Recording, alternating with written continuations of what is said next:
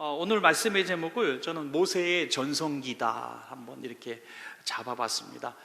사람마다 다 전성기가 있지 않습니까? 모세의 인생을 크게 3기로 나누는 거 다 아실 겁니다. 처음에 이제 히브리인의 노예의 자녀로 태어나서 이렇게 갈대 상자에 띄웠지만은 공주의 아들로 또 양자로 40년을 산 1기가 있고요.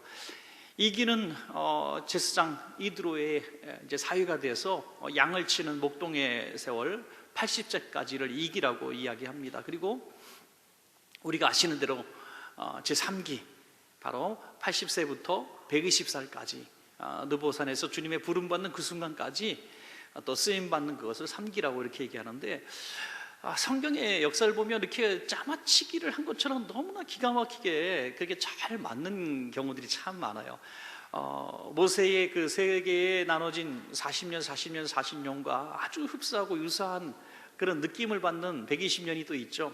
이스라엘의 유일한 통일왕국 시대에 사울 왕 40년, 또 다윗 왕, 또 솔로몬 왕의 각각 40년씩의 이런 120년의 또 세월들을 우리가 보게 되는 것입니다. 어쨌든 이 모세의 전성기는 그러면 언제일까요? 우리가 한번 그냥 상식선에서 120살까지 산 사람의 전성기는 언제일까요? 우리가 흔히 그냥 쉽게 생각하면 뭐 40세부터 80세까지를 전성기 정도로 볼 거예요, 그죠? 그때 가장 사회생활을 잘할 때고 또 지도층에 있을 그런 나이입니다. 그런데 인생의 120년을 놓고 볼 때 가장 전성기를 누려야 될 40세에서 80세까지 지금 101살 살고 계시는 우리 김영석 교수님한테 누가 당신의 인생에 가장 빛나던 시기는 언제입니까? 그랬더니 67세에서 80세 뭐 이렇게 얘기하더라고요. 하여튼 장수하신 분의 자기의 전성기는 70대 정도다 이렇게 얘기했습니다. 그처럼 모세의 전성기는 사실 80세 이전이 전성기가 되어야 되고, 또 우리가 생각할 때 그런 것이 전성기다라고 생각하죠. 그런데 우리가 아시는 대로 그 전성기를 모세는 가장 최악의 시기로 보내죠. 가장 고독하고 외롭고 또 숨어 지내는 은둔자, 목동의 세월을 보냅니다. 그리고 또 한 번 생각했었다면 그의 신분으로 따져본다면 그의 최고의 전성기는 40세까지의 왕자의 시절이죠. 가장 성공한 시기잖아요. 가장 성공한 시기이기 때문에 그때가 모세에게 있어서 인생의 전성기가 아니고 언제 있겠습니까? 그 호령하던 시기. 우리가 성경을 이렇게 보거나 인생의 어떤 스토리를 보면서 어떤 전기를 읽거나 그리고 드라마틱한 어떤 인생의 이야기를 할 때 모세의 1기, 2기, 3기를 다시 재편성을 할 수 있다면 저는 이렇게 성경 편성하면 아주 극적일 것 같은 생각을 해봤습니다. 저만의 생각인지도 모르겠지만 처음에 1살부터 40살까지 1기를 아주 목동의 아들로 태어나서 죽도록 고생하면서 양을 치던 무명의 시절의 이야기를 담고 싶어요. 그리고 40세부터 80세까지를 하나님이 가장 젊고 능력 있고 힘 있을 때 이스라엘의 지도자로 쓰시고 80세부터 120살까지 왕자나 왕으로 쓰셨다면 재밌지요, 여러분? 뒤죽박죽된, 우리가 생각하는 것과 전혀 다른 뒤죽박죽된 3기의 인생이겠지만 이게 드라마틱하고 하나님께서 복을 주시는, 점점점 신분 상승하게 하셔서 극적으로 딱 왕이 되게 하시는 이런 모습을 볼 때 좀 할 말이 좀 있을 것 같은데, 영화로 만들어도 되고. 그런데 모세가 가장 전성기를 누렸던 것은 다름 아니라 가장 희망이 없어 보였던 80세까지부터 120세까지였다는 사실이죠. 자, 그러면 그 이유가 무엇일까 하는 생각을 우리가 해보게 됩니다. 여러분 한번 가만히 재밌게 한번 생각해 봐요. 저는 오늘 찬양이 선택에 대한 얘기, 선택은 X다 이렇게 나왔는데 이게 선택에 관한 얘기가 아니고 뭐 있어요? 처음에 모세가 태어난 시기는 바로 이집트의 노예의 아들로 태어나지 않습니까? 언제부터입니까? 요셉 이후에 다시 우리가 아시는 대로 야곱의 아들 요셉이 형제들에게 미움받아서 애굽으로 팔린 이후에 원치 않는 노예 생활을 시작하면서 그가 그곳에서 오히려 하나님의 은혜로 총리가 되고 애굽을 살리고 온 이스라엘 백성 자기 일가 친척 가문을 살리지 않습니까? 그래서 그 고센 땅이라고 하는 좋은 땅을 얻어서 구국 영웅처럼 대우를 받습니다. 특급 대우받는 민족이 되었죠. 근데 이 제가 이 시기를 다시 한번 잘 살펴봐도 이제 일반 역사에 의해서 430년의 세월이라고 말하지만 사실은 430년의 노예 생활은 아니었을 겁니다. 그러니까 기원전 1900년대, 1400년대 이렇게 계산하지만 그 한 400여 년의 세월 동안 처음부터 노예는 아니었을 거예요. 처음에는 대접받는 세월이었잖아요. 그런데 그 얼마의 시간 동안에 이스라엘 히브리 민족이 워낙에 강성해지고, 그리고 또 좋은 자리를 다 특혜를 받는 거예요. 요즘 말로 히브리인 특혜, 특차, 공무원 할 때 점수를 가산점을 주고, 야, 국웅 영웅의 자녀들이야 하면서, 사실 애굽 때문에 요셉 때문에 애굽이 굉장히 부강하게 됐지 않습니까? 그 7년 6년의 기간 동안에 애굽은 아주 그 IMF 때 돈 번 거 비교할 바가 없이 어마어마한 재력을 모으고 지방 나라들을 다 속국으로 삼고 땅을 확장하고 어마어마한 경제적 부여를 누리고 정치적인 부여를 누리죠. 그러니까 이 요셉이라고 하는 사람은 대단한 영웅의 가문이 된 거죠. 그래서 모든 데 특혜를 받았을 겁니다. 그것이 이제 못마땅하기 시작한 것이 뭐냐면, 자기들이 누려야 될 것들을 이 외부 민족이 많이 누리고 있는 것을 미워하기 시작한 것이죠. 그래서 제가 생각할 땐 적어도 한 300년 정도 동안은 이렇게 미움을 받는 시간을 보내지 않았을까, 이렇게 추측해 볼 뿐입니다. 그래서 노예로 된 이 민족의 아들로 태어났습니다. 이것은 누구의 선택이었습니까? 이 모세는 선택의 여지가 없었지 않습니까? 자기가 태어나 보니까 노예의 자녀고요, 갈대상자에 실려있는 운명이 된 것입니다. 그건 전혀 자기 인생의 전성기를 자기가 선택할 수 있는 어떤 방법이 없었던 거예요. 이건 태어난 거예요. 그냥 출생의 어떤 모습이죠. 제 친하다기보다 제 동갑 목사님이 한 분 계신데, 머리가 여티 양쪽 끝에만 조금 있어요. 머리카락이 이제 거의 머리카락이 없어요. 근데 그 조금밖에 없는 머리카락도 하얘요. 그래서 제가 보면서 언젠가 한번 그런 얘기를 했어요. 목사님, 내가 처음 목사님 알았을 때는 저희 한 삼촌뻘 되는 줄 알았어요. 그런데 제 같은 나이라는 거 알고 내가 너무 놀랐어요. 그랬더니 얼굴이 너무 안 좋은 거예요. 야, 절규하자는 얼굴로 저를 쳐다보면서 너무 싫어하는 표정, 실망스러운 표정 하도 많이 들어서 그런 거죠. 오죽하면 어디 대중교통 타고 친구 목사님하고 가다가 막 서로 반말하니까 그분한테 어떤 어르신이 어이 봐, 어른한테 그 반말을 쓰냐고 그러더래요. 동갑인데. 그래서 제가 이분 얼굴이 너무 안 좋아가지고 제가 불쌍한 거예요. 그래서 목사님, 그런데 보니까 피부는 완전히 어린아이처럼 너무너무 피부가 이렇게 고와요. 그랬더니 이미 늦었어요. 그러는 거예요. 이미 마음 다 상해버렸어요. 그러는 거예요. 여러분, 이거 그분이 뭐 머리카락을 쥐어뜯은 게 아니잖아요. 출생이 그냥 유전적으로 그렇게 된 거예요. 유전적으로. 예. 그분이 어떤 자기 잘못도 아니고 노력한 것도 아니고 태어나 보니까 그렇게 된 거예요. 어느 날 머리가 벗겨지고 그런 거예요. 그러니까 그거 무슨 죄입니까? 그게 어쩔 수 없는 거잖아요.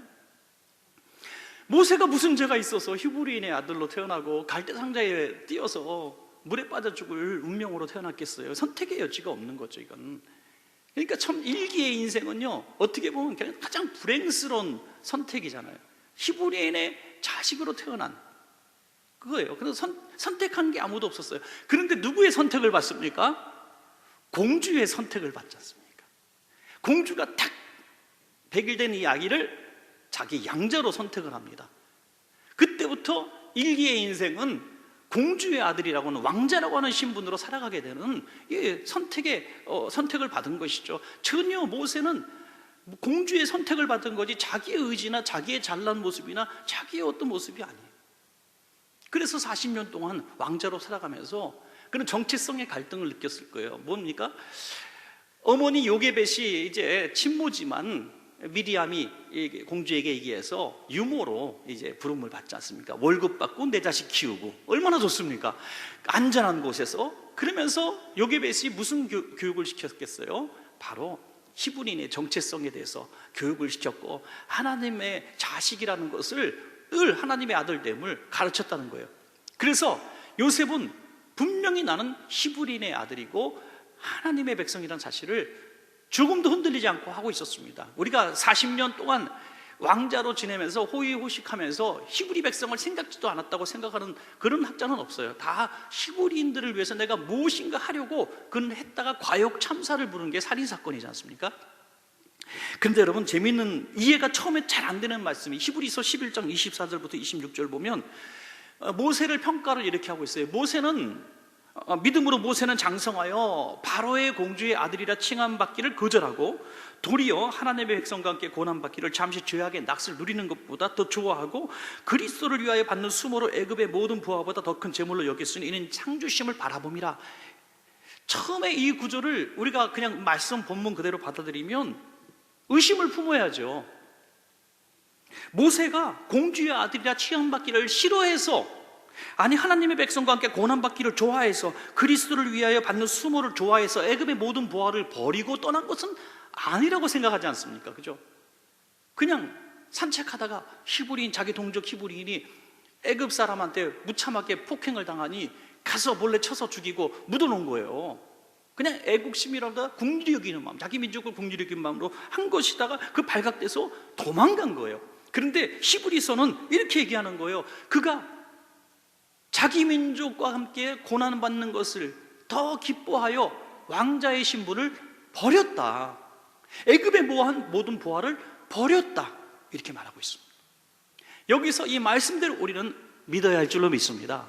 말씀대로 믿는 거예요. 그래, 모세는 내 왕자의 신분을 잃어버린다 할지라도 내 히브리인으로서의 정체성을 내가 지키겠다, 하나님의 영광을 위해서 내가 살아야겠다는 것이 분명히 세워져 있었다는 거예요. 그래서 왕자로서 살아가면서 나는 히브리인이 아니야, 나는 애굽 사람이야, 나는 공주의 아들이야, 난 여기서 잘 돼야 돼, 내가 이 자리에 어떻게 왔는데 나는 왕이 될 거야, 이런 꿈을 가졌지 않겠습니까? 보통 사람이라면. 그런데 이런 모험을 왜 합니까? 안 해도 되는, 바로 자기 민족을, 마귀 민족이 고난받을 때 함께 고난받는 것을 이 모든 국가 바꿀 수 있는 그런 마음가짐이 되었던 사람이라는 것을 보여주고 있습니다.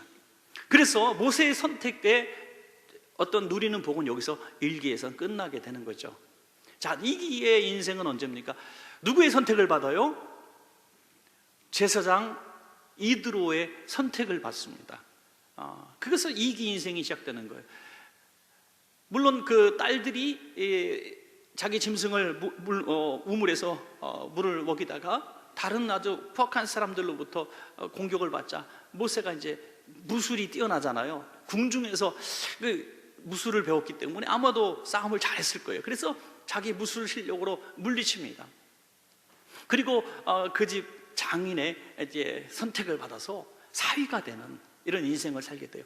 자, 두 번째, 이 인생은 자기가 원해서 목동이 된 게 아니라 장인의 선택을 받아서 장인이 양을 쳤기 때문에 양치는 목동이 된 겁니다. 여기도 자기의 의지가 전혀 들어가 있지 않아요. 자기 스스로 선택한 게 아니라 어떻게 보면은 어떻게 돌아가던 인생길에 목동이 저절로 되어 있었던 것이죠. 왜? 자기가 거할 곳이 필요했고 숨을 곳이 필요했고 먹고 살 일이 필요했기 때문에 자연스럽게 목동의 인생을 또 살게 되었습니다. 그때 40년 동안 어떤 생각을 했을까요? 그냥 이것이 내 인생의 이제 팔자련이, 그렇지만 또 10년쯤 지나가고 좋은 소식이 있으려나, 20년쯤 지났을 때 좋은 소식이 있으려나 기대를 했지만 젊은 시절 50대, 60대, 70대 다 보내고 80세 이제 노인이 되었을 때에 그 인생은 이제 나는 여기서 인생은 이제 마무리해야 되는구나 라는 생각을 할 때가 되었습니다. 그때 누구의 선택을 받습니까? 제가 질문할 때, 목사들이 질문할 때는 하나님, 예수님, 성령님 하면 거의 맞습니다. 네.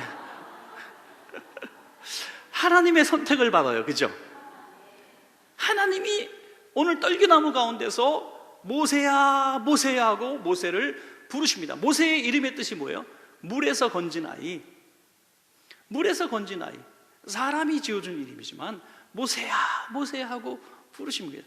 이제는 물에서 건진 것이 아니라, 목동의 생활에서 건진 것이 아니라 죄와 사망의 권세에서 건진 줄로 믿습니다. 여러분, 죄와 사망의 권세에서 건져주세요. 그게 증거가 뭡니까? 내 발에서 신을 벗으라는 거예요. 신을 벗는다는 게 뭡니까? 왕자의 신발, 목동의 신발, 80년의 신발을 벗어버리라는 거죠. 왜 이곳은 깨끗한 땅이라 그랬어요? 아니에요. 깨끗한 땅이 아니라 거룩한 땅이니 그랬어요. 거룩한. 깨끗한 땅이면은 그냥 신발 벗고 들어와 이렇게 말할 텐데, 거룩한 땅이니까 신발을 벗어요. 무슨 말이에요? 너 신발은 죄의 신발이라는 겁니다. 죄의 신발. 왕자로 살면서 살인죄를 저지르고 교만 덩어리였던 신발, 목동으로 살면서 패배의 속에서 살았던, 숨어 자랐던 그 패배의 신발을 벗어버린, 이게 죄라는 겁니다. 죄. 사랑하는 여러분, 우리가 수많은 신앙생활을 하는 가운데 속에 나는 하나님 어쩔 수 없었어요 라는 선택 속에서 우리를 살아오는 많은 시간들이 있어요. 하나님, 나는 어쩔 수 없었어요. 내가 선택한 게 아닙니다. 나는요, 공주의 선택을 받았고, 나는 장인 이드로의 선택을 받아서 왕자로 내가 어쩔 수 살았고, 내가 목동으로 어쩔 수 살았기 때문에 나는 선택한 게 아무것도 없습니다 말하고 있었지만, 하나님은 분명히 말씀하세요. 거룩한 땅에서 너희 죄악의 신발을 벗어버리라는 거죠. 죄의 신발을 벗어버리라. 하나님의 선택엔 늘 죄사함의 은혜와 구속의 은혜가 있다는 것입니다. 여러분, 죄를 씻지 않고 죄사함의 은혜를 입지 않고 인생의 전성기는 없습니다. 그래서 우리가 물질의 복을 받기를 원하시는 분들, 인생의 팔자를 한번 바뀌지고 내 때의 고난은 끝이고 내 후대 때에는 정말 하나님의 신앙의 명문가 되기를 원하시는 분이 있다면, 저절로 선택받는 것이 아니라 죄와의 단절을 해야 돼요. 하나님 앞에 존전해서 거룩한 땅에선 내 과거의 모든 삶의 신발을 벗어버리는 시간이 반드시 있어야 될 줄로 믿으시기 바랍니다. 이것이 하나님의 선택 속에서 있는 우리의 최고의 어떤 대응, 반응이라고 볼 수가 있는 것입니다. 하나님이 모세를 선택하셔서 내 발에서 신을 벗으라 말씀하실 때 그는 이 신발을 벗었습니다. 이 신발을 벗었을 때 그는 두 가지를 벗은 거예요. 극과 극의 두 가지. 하나는 뭡니까? 왕자로서의 화려하고 사치스럽고 교만하게 짝이 없는 그 권위주의, 0.1% 상위 0.1%의 삶의 모든 것들을 자랑거리를 벗어버리라. 마지막으로 40년 목동으로서의 가장 패배의식, 가장 가난하고 가장 멸시받고 짐승과 같이 살았던 가장 초라한 그런 좌절감과 절망감을 벗어버리라. 우리는 양그 땅을 벗어버려야 되는 것입니다. 교만도 죄고 비굴함과 패배의식도 죄입니다. 믿으십니까 여러분? 이것은 어디서 나는가? 나는 어쩔 수 없이 선택받은 인생을 살았다는 이런 패배의식 속에 있는 것입니다. 그러나 이것을 이길 수 있는 유일한 방법이 뭐냐? 하나님의 선택을 나는 받았다. 할렐루야. 그 순간에 우리는 모든 신발을 벗어버릴 수가 있는 것입니다. 묻고 싶습니다 여러분. 여러분, 하나님의 선택 받으신 하나님의 자녀로 이 자리에 있는 줄로 믿으십니까? 그렇다고 한다면 여러분, 지금까지 살아왔던 극과 극의 모든 것들을 이제는 다 벗어버리세요. 우리들의 죄가 아닙니다. 여러분 잘못이 아니에요. 그 누구의 잘못도 아닙니다. 가난하게 태어나서 공부하지 못했고, 또 태어나 보니까 키가 작고, 태어났는데 안 먹어도 뚱뚱해지고 어떡합니까? 그죠? 태어났는데 대한민국 저기 경상도 저 이름 없는 전기도 안 도는 데서 태어났는데 어떻게 합니까? 내 의지로 된 게 아니에요. 여러분, 여기에 대해서 부끄러운 마음도 가질 필요가 없고, 그렇다고 조금 잘 사는 집에 태어나서 내가 공부 좀 많이 했고 내가 좀 더 유명한 직장을 다녔고, 이것도 자랑해서는 안 됩니다. 이건 내 선택이 아니었어요. 그냥 주어진 축복들이었습니다. 또 주어진 고통이었어요. 이건 그렇게 우리 인생의 전성기를 주고 패배의 인생을 주는 중요한 요소가 아닙니다. 정말 중요한 요소는, 내 인생의 최고의 전성기는 하나님의 부르심과 나의 순종이 있을 뿐입니다. 여러분, 여기서 우리의 인생의 전성기가 시작되는 것입니다. 따라합시다. 내 인생의 전성기는 하나님의 부르심과 순종에 있다. 제가 생각해도 이렇게 멋있는 말을 내가 그렇게 만들어낼 수 있을까 저는 깜짝 놀래요. 여러분, 우리 인생이 얼마나 똑똑한 것 같아도요, 얼마나 내 인생 내가 계획하는 것 같아도요, 내가 10년, 20년, 30년 후에 프로그램을 짠다 할지라도요, 정말 우리가 얼마나 무식한지 알 수가 없어요. 1961년에 재미있는 일이 하나 있었습니다. 10월에 뉴욕에 가장 유명한 현대미술관이 있지 않습니까? 세계적인 미술관인데 거기에 아주 유명한 앙리 마티스가, 프랑스 사람인가 보죠. 앙리 마티스라는 사람이 이제 지은 르바또라는 그림이 있어요. 굉장히 멋있는 그림이래요. 그래서 이걸 전시를 했는데 불과 40여일 동안 10만 명 이상이 이 그림을 보고 너무 멋있다고 칭찬하고 들어왔어요. 10만 명이. 대단한 관람객이잖아요. 한 달 남짓한 기간 동안에 10만 명이 보고 가서 찬사를 보냈어요. 근데 그림이 거꾸로 걸려 있어요. 거꾸로. 그림이 거꾸로 걸려 있어요. 47일 동안. 거꾸로 그린 걸 보면서 와, 이렇게 조화가 완벽할 수가. 야, 그랬다는 거죠. 그러니까 그린 사람도 모르고 본 사람도 모르고 그랬는지 모르겠지만 하여튼 그래요. 세상 사람들이 얼마나 뭐 작품을 보고 야, 이 작품 뭐 어쩌다 비평하고 평론을 하지만 그것도 참 웃기는 거예요. 그죠? 우리가 볼 때 피카소 그림이니까 솔직히 우리끼리 얘기인데 그 그림이에요, 그게.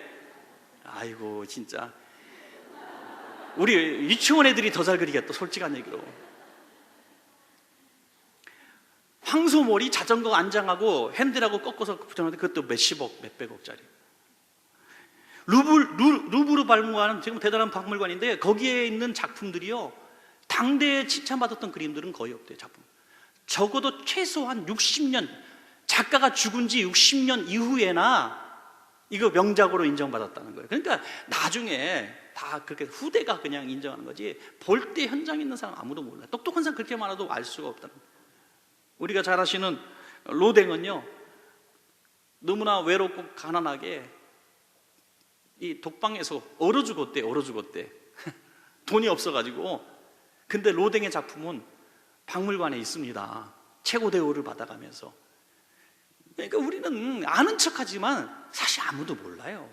그러니까 여러분 잘 그려놓으세요. 어딘가 직접 주보에다가 그린 거 이런 것도 혹시 30년 후에 50년 후에 박물관에 있을지 압니까, 여러분? 야, 주보에 어쩌면 이렇게 그림을 잘 그려니. 그러면서 전성기의 삶을 정말 살고 싶다면 나의 선택의 지식과 지혜와 판단력을 내려놓으시기 바랍니다. 내 인생 내가 선택해서 우리는 절대로 인생의 전성기를 우리는 맛볼 수가 없습니다. 우리의 인생의 전성기는 오직 하나님의 부르심과 순종에 있는 줄로 믿으시기 바랍니다. 하나님은 절대로 할 수 없을 때에 맡기는 게 아니라 할 수 없다고 생각할 때 맡기신다는 거죠. 왕자로 있을 때 하나님이 부르셨다면 하나님 딱 한 사람을 하나님이 쓰신다면 나 같은 사람 쓰셔야지 라고 말했을 거예요. 자기가 제일 적격자라고 생각했을 거예요. 어떤 교회에서 중요한 어떤 일거리가 있을 때 교회에서 누구나 할 수 있는 그런 하찮은 일처럼 보일지 모르겠지만 누군가에게 부탁할 때 이분이 그런 일을 할 때는 좀 그분이 안 맞는 것 같기도 하다, 이럴 때가 왜 없겠어요? 근데 하나님 편에서 볼 땐 그런 게 전혀 관심이 없다는 거예요. 하나님이 보실 때는 그 일이 무슨 일이냐 세상적인 기준으로 판단하지 않으신다는 거예요. 그러려면 하나님은 왕자의 때에 모세를 부르셨어야 그때 인생의 전성기가 되는 거죠. 아니면 최소한 목동할 때 적어도 한 70세, 60세 정도 돼 인생에 좀 알 만큼 알고 이제 사람이 이렇게 사는 거구나 하고 명상도 좀 하고 깊이 있는 철학적인 인물이 되었을 때 하나님이 부르셨으면 그것도 할 만할 텐데 이제 80세가 넘어가지고 아무것도 할 수 없다고 생각하는 그 순간에 왜 부르셨냐 이거예요. 바로 여기에 있는 거예요. 인생의 전성기는 나는 아무것도 할 수 없으나 하나님은 하실 수 있느니라, 이 말씀을 믿는 순간 인생의 전성기가 찾아온다는 것입니다. 여러분, 하나님이 함께 하셨다는 증거들이 출애굽기 오늘 본문에 계속 나오지 않습니까? 16절 17절 계속 나오는데 너 이스라엘 장로들한테 가서 이렇게 얘기해라. 그러면 그들이 내 말을 들을 것이다. 내 말을 들을 것이다. 손을 품어봐라. 나병이 걸리고 지팡이를 던져봐라. 뱀이 될 것이고 또 말자라는 아론을 붙여줄 것이고 내가 너와 함께 하리라. 끊임없이 하나님은 약속해 주십니다. 인생의 전성기는 언제냐? 하나님이 부르셨고 순종할 때 역사가 나타날 때가 내 인생의 전성기인 것입니다. 여러분 말씀을 한번 정리하고 기도 제목을 삼겠습니다. 여러분 지금까지 여러분의 인생을 3기로 한번 나눠보시기 바랍니다. 모세처럼 3기로 나눴을 때 처음에 20년 또는 10년 또는 30년은 우리의 의지와는 아무 상관없는 출생의 선택이었습니다. 그렇죠? 태어나 보니까 이런 집에서 태어났고 이런 집에서 살았어요. 우리 한국 사람으로 태어났고 한국 사람으로 살았고 우리의 고향이 어디든지 그 고향에서 그냥 사투리를 배우면서 살았습니다. 이건 우리의 선택과 전혀 상관이 없었던, 거기서 좀 공부 잘하고 머리 좋은 부모님 밑에서 태어나서 내가 공부도 별로 안 했는데 성적도 잘 나오고 내가 대단한 인물이, 그게 아니잖아요. 그냥 출생의 그냥 은혜예요. 그렇게 살아온 일기 인생이 있을 겁니다. 또 이기 인생이 있었을 거예요. 그거는 내가 누군가에게 나를 잘 보여서 내가 회사로부터 선택을 받았고 또 남편과 아내로부터 선택을 받았어요. 그죠?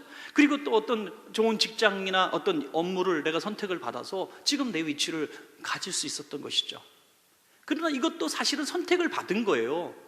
그렇지만 인생의 전성기는 아직 오지 않은 겁니다.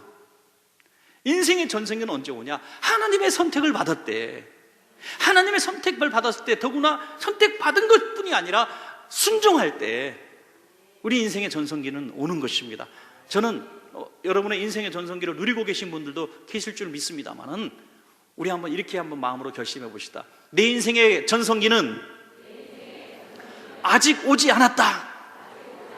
할렐루야. 지금 선택을 받았어요. 지금 내가 아멘하고 이제부터라도 내 과거의 신발을 벗어버리고 이제부터라도 하나님의 뜻대로 살아간다면 오늘 내 인생의 전성기는 지금부터 시작되는 겁니다. 누가 뭐라 그러면 까불지 마. 나 인생의 전성기 아직도 안 시작했어. 이제 시작할 거야.